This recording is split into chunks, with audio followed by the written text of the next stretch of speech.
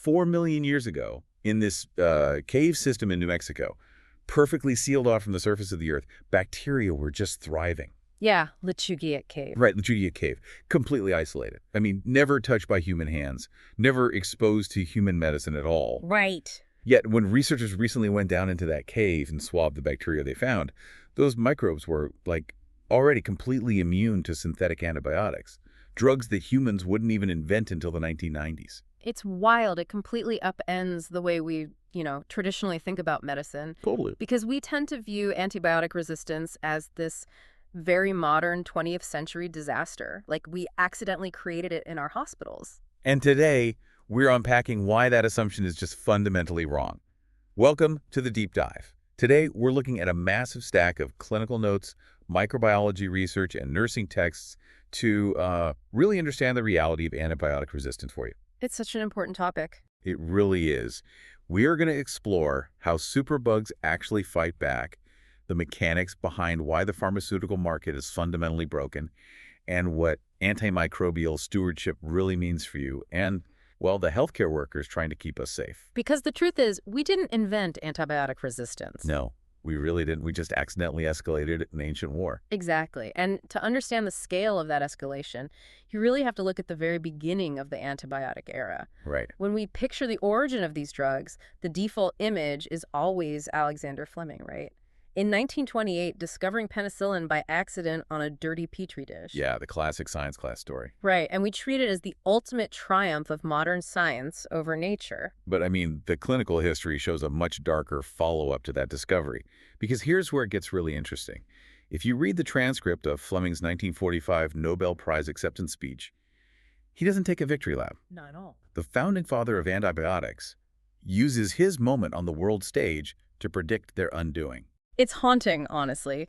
He describes an experiment where he deliberately exposed bacteria to non-lethal doses of penicillin and just watched them adapt to survive it. Wow. Yeah, he warned everyone in 1945 that public demand would lead to underdosing and, casual use, and that would inevitably breed resistant strains. He saw the underlying biology for exactly what it was, and his timeline was incredibly accurate, too. It really was. Within 3 years of that speech, resistant staph strains became a documented, life-threatening problem in British hospitals. 3 years. Yeah. He forecast the crisis before the crisis even had a name. Which I think raises a foundational question about what we are actually measuring here. When a doctor says an infection is resistant, we tend to think of it like a binary switch. Right, like the bug is wearing a bulletproof vest and is just completely immune. Exactly. But the clinical sources suggest it's a lot more complicated than a simple yes or no. It is highly nuanced. In a microbiology lab, resistance is defined by something called a breakpoint. They use a measurement known as the minimum inhibitory concentration, or MIC. MIC. Right. Basically, lab technicians expose the bacteria in a petri dish to increasing concentrations of an antibiotic. The MIC is the lowest concentration of the drug that successfully stops the bacteria from visibly growing. So there is a specific measurable line in the sand then. Exactly. International committees look at that MIC data and establish a breakpoint dosage. If the bacteria can survive a dose higher than that breakpoint, the lab report classifies them as resistant. And if they die at a lower dose? Then they are classified as susceptible. But, I mean, if I'm understanding the clinical notes correctly, what happens in a pristine, perfectly controlled petri dish doesn't always translate to the absolute chaos of a human body. Oh, not at all. Because you could have a lab report that says, this bug is susceptible to this drug, but when the patient actually takes the pill, nothing happens, they just stay sick. That is the absolute nightmare scenario for clinicians. We call it the difference between microbiological resistance and clinical resistance. Oh, okay. Break that down for me. Well, in a lab, the drug has direct, unimpeded access to the bacteria. But in a patient's body, the drug has to navigate a very messy environment. Let's say the infection is deep inside a lung abscess. Right. The antibiotic physically might not be able to penetrate the tissue to even reach the bacteria. Or the bacteria might have formed a biofilm. Oh, right. A biofilm is like a protective, slimy fortress they build on surfaces, right? Like on a catheter or, I don't know, an artificial joint implant. Precisely. The bacteria secrete this sticky matrix that acts like a physical shield.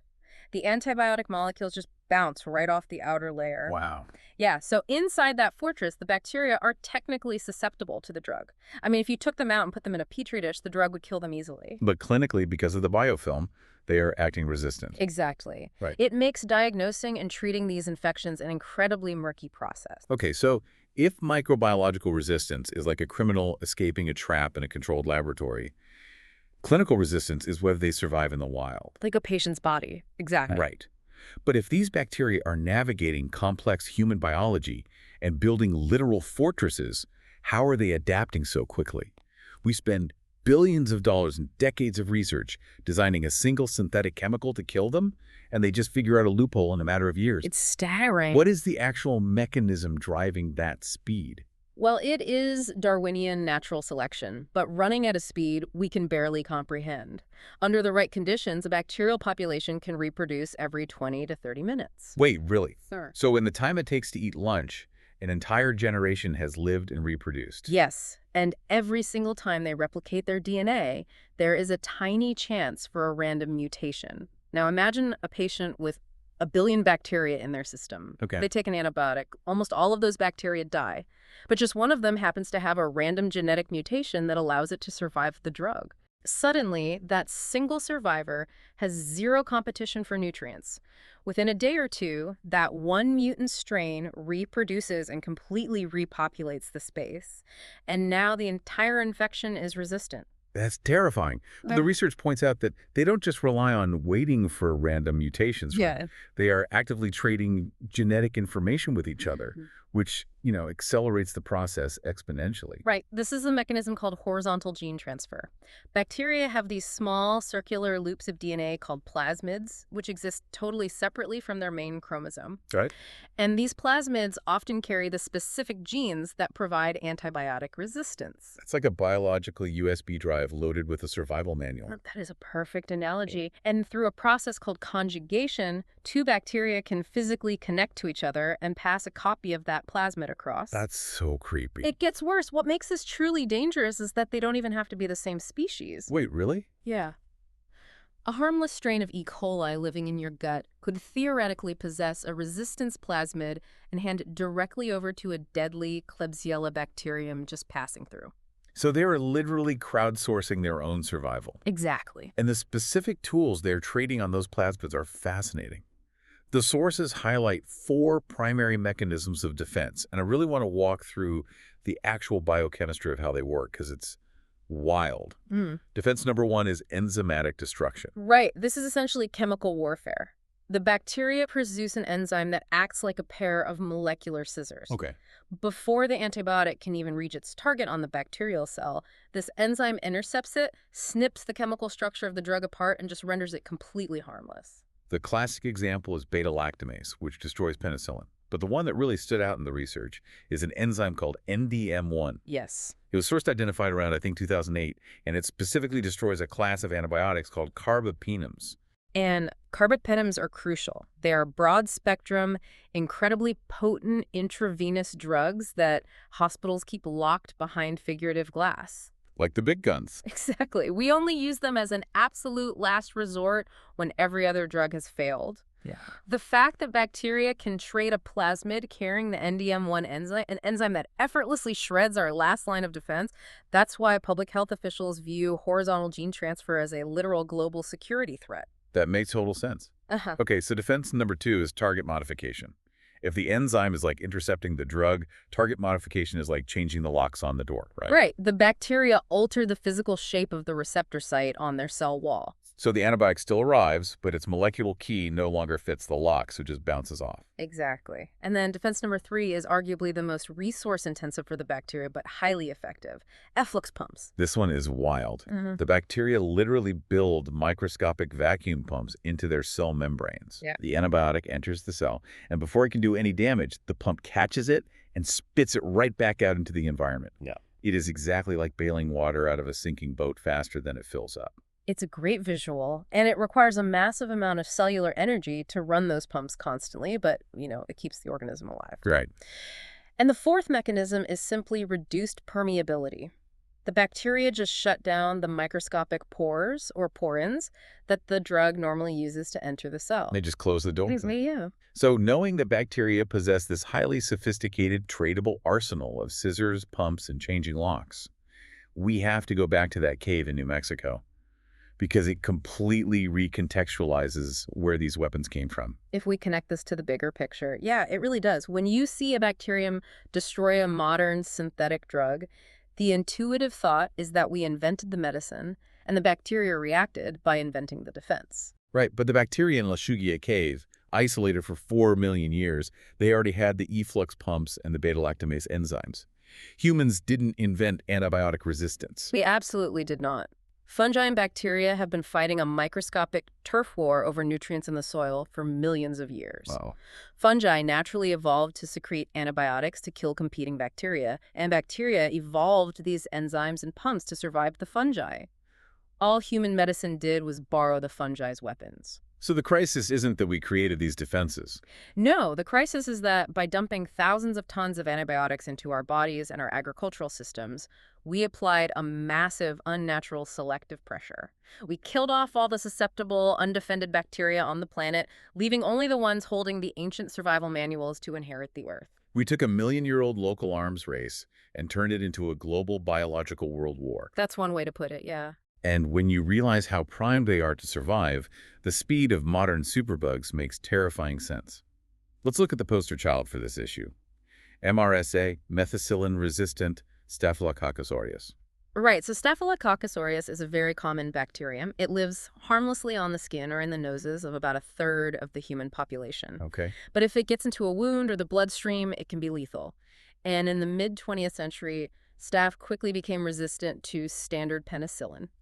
So pharmaceutical scientists went back to the lab and developed a tougher, semi-synthetic drug called methicillin, which was explicitly designed to bypass the staph's enzymatic scissors, right? Exactly. They introduced it in 1959. And in 1961, just 2 years later, a microbiologist in the UK named Patricia Jevons isolated the first strain of staph that had adapted to survive it. MRSA was born in 24 months. That's just incredibly fast. And reading the clinical notes, there is a major shift in how MRSA operates today compared to a few decades ago. It used to be strictly a nosocomial infection, meaning you really only caught it inside a hospital if you had an IV line, a surgical wound, or like a severely compromised immune system. Yeah, that is no longer the case. We are now dealing with community-acquired MRSA or CA-MRSA. Right. These strains have evolved to infect completely healthy individuals out in the general public. We see outbreaks among athletes sharing gym equipment, military recruits in barracks, or inmates in crowded prisons. Just healthy people living their lives. Yeah. It causes severe, rapidly spreading skin infections that can easily turn systemic.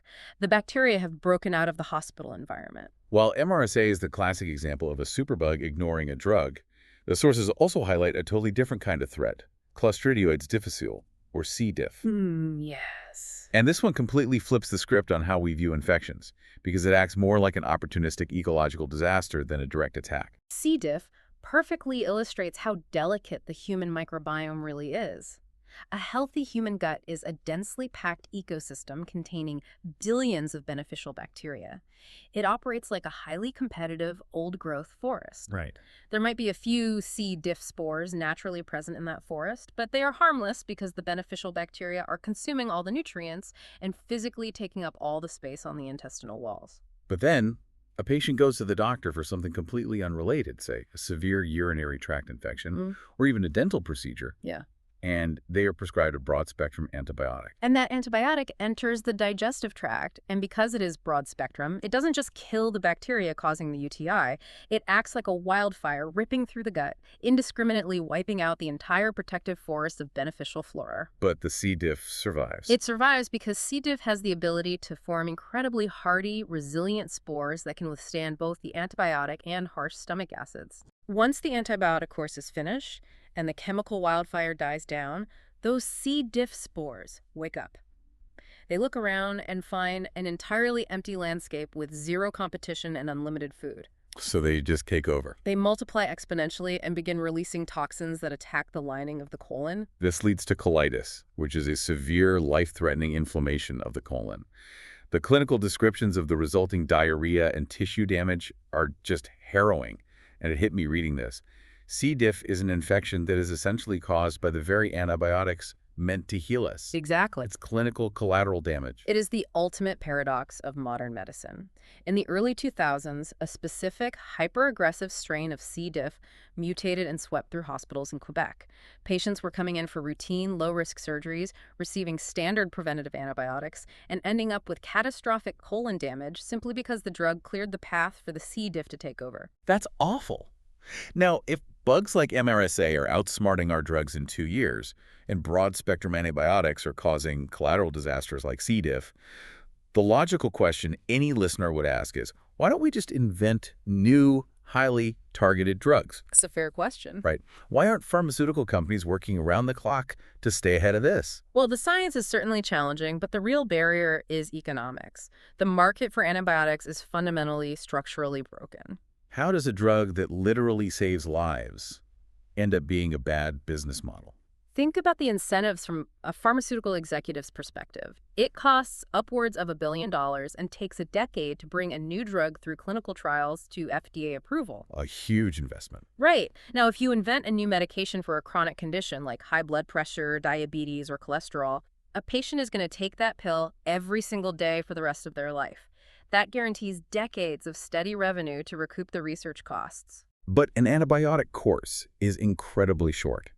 A patient takes it for 7 to 10 days, and at the end of that week, they are either cured or they are dead. Exactly. The volume of sales is inherently low, but it gets worse. How could it get worse? If your company manages to invent a truly revolutionary, highly effective last resort antibiotic, the medical community will actively suppress your sales. Wow. Good hospital policy dictates that we lock that new drug away and say, do not prescribe this unless every other cheaper, older drug has failed. We have to hold it in reserve to prevent the bacteria from developing resistance to it.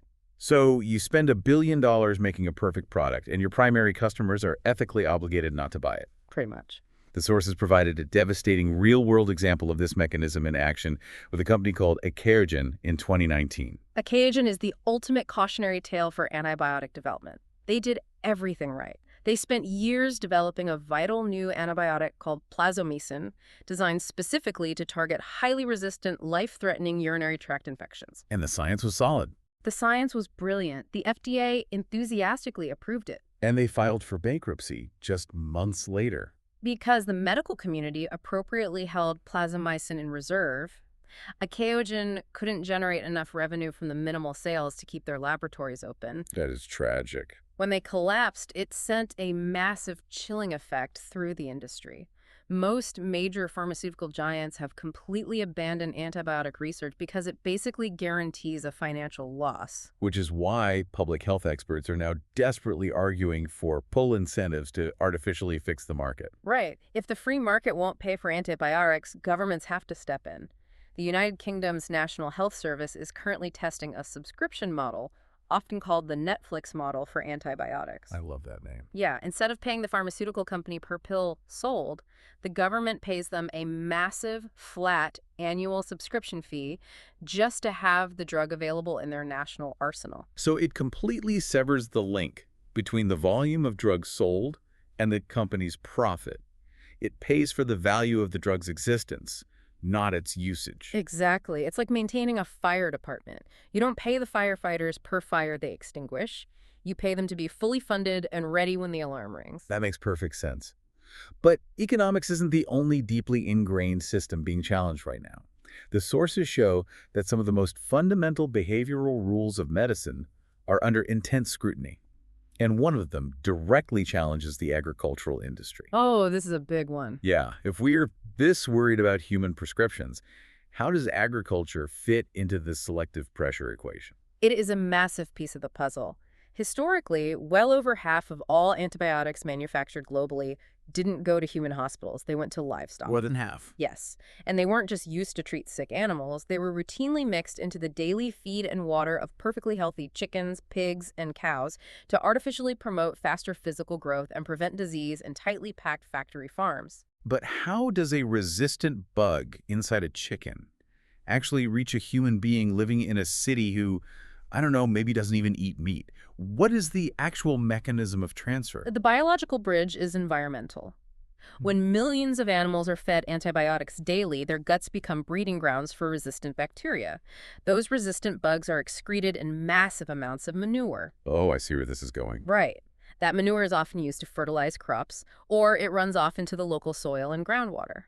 The resistant bacteria enter the human food chain through contaminated produce, or enter the water supply directly. Wow. Once a human ingests them, those agricultural bacteria can use horizontal gene transfer, like we talked about earlier, to pass their resistance plasmids directly to the human's normal gut flora. It's a continuous invisible loop. And I should note, we are just reporting on what the clinical texts outline here. While the European Union banned the use of antibiotics for growth promotion in 2006, and the US FDA eventually tightened rules around 2017, the global economic incentives for cheap meat mean this remains a deeply contentious and ongoing driver of resistance worldwide. It is heavily debated. Which brings us to the debates happening on the human side of the equation. One of the most controversial topics in the clinical texts right now centers around a 2017 paper published in the British Medical Journal challenging the oldest rule in the book. The rule to always finish your antibiotic course. Yes. Hang on. My entire life, every doctor and pharmacist has drilled this into my head. Even if fever drops on day 3 and you feel totally fine, you have to finish all 10 days of the pills or you will create a superbug. It is medical gospel. It has been the gospel for decades. But Martin Llewellyn and his colleagues published this BMJ paper arguing that for many common infections, the evidence supporting that rule is actually incredibly weak. In fact, they proposed the exact opposite. They argued that taking antibiotics for longer than clinically necessary might actually increase the selective pressure that breeds resistance because you are keeping the surviving bacteria exposed to the drug for a longer period, forcing them to adapt. Wait, but if I start taking my pills on day 3 just because I feel better, aren't there still bacteria left in my system? Won't they just multiply and come back stronger? That feels incredibly dangerous to advise. And that is exactly the pushback they received, and we have to view this impartially because it is fiercely debated. Many clinicians strongly oppose changing the messaging. Their primary fear is exactly what you just described: undertreatment. Right. If a patient stops too early without medical supervision, the infection could relapse, and a relapsed infection is often much harder to clear. The BMJ authors counter that we need highly individualized, shorter treatment durations based on clinical recovery rather than arbitrary 10-day rules. It is a terrifying tightrope for a doctor to walk. You are balancing the immediate survival of the patient in front of you against the long-term survival of the drugs globally. It is. And for anyone listening, this remains an active area of research. Guidelines are slowly changing for specific infections, but it requires strict medical guidance, not a decision a patient should ever make on their own. With the pharmaceutical pipeline stalling, the agricultural loop constantly feeding resistance, and the basic rules of prescription under debate. What is the actual defense strategy for healthcare workers today? The vanguard of our defense right now is antimicrobial stewardship. So what does this all mean for you? Before we break down how stewardship works, we need to clear up the single biggest misconception that the general public holds about this entire topic. The tolerance myth. Yes, the idea that if I take too many antibiotics, my body will eventually become resistant to them. We have to completely erase that idea from our minds. The human body does not become resistant to antibiotics. You do not build up a physiological tolerance to penicillin the way your brain builds up a tolerance to caffeine or alcohol. Right.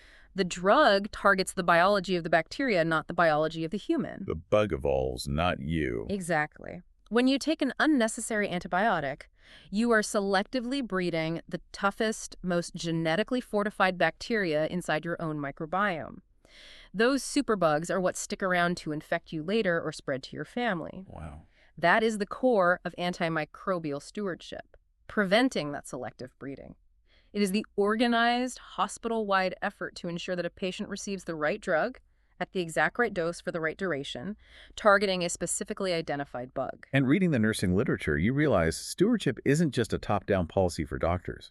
It is a grueling, daily operational reality for nurses on the floor. It absolutely is. It is a nurse practicing relentless hand hygiene and contact isolation to ensure a patient's MRSA doesn't physically travel on a stethoscope to the susceptible patient in the next room. It is a nurse monitoring a patient on broad-spectrum antibiotics, noticing the onset of diarrhea, and instead of just writing it off as a routine side effect, advocating for a C. diff test before the spores can spread.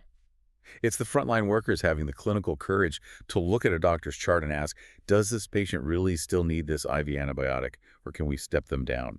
Because every single unnecessary dose is a microevolutionary event. Every prescription alters the biological landscape. So to summarize where we have been today, we started with Alexander Fleming's haunting warning that human behavior would rapidly undo his miracle discovery. We explored how bacteria leverage their 20-minute life cycles and tradable plasmids to deploy ancient weapons like NDM1 and efflux pumps. Yep. We looked at how fast MRSA breaks out of hospitals and how the collateral damage of broad-spectrum drugs essentially creates the devastation of C. diff. And we unpacked why fixing this requires massive interventions like the UK subscription model to repair a pharmaceutical market that actively punishes innovation. It is a deeply interconnected web. And that brings up a crucial concept from the sources that I want to leave you with. The One Health framework. The idea that human health doesn't exist in a vacuum. Exactly. Everything we covered today, the isolated caves, the factory farms, the hospital wards, they are all linked. The One Health framework dictates that you simply cannot solve antibiotic resistance by strictly regulating a hospital in London or New York. Right. The resistant plasmids moving through the gut of livestock eventually end up in the soil, which washes into the agricultural runoff, which enters the human food supply, which walks through the front door of the hospital. We share a single, fluid, microscopic ecosystem. It fundamentally changes how you view a trip to the pharmacy. The next time you are handed a prescription for an antibiotic, you aren't just taking a pill to clear up a cough. You are physically interacting with 4 million years of evolutionary history, and the choices we make with those drugs ripple through a global biological network. It really puts it in perspective. It does. The expectation of a clean, perfectly predictable medical diagnosis is just a comforting illusion. We are navigating incredibly muddy waters. But by understanding the biology, the economics, and the history beneath the surface, at least we finally know which way the currents are pulling us. Well said. Thank you for joining us on this deep dive. Stay curious, and we'll catch you next time.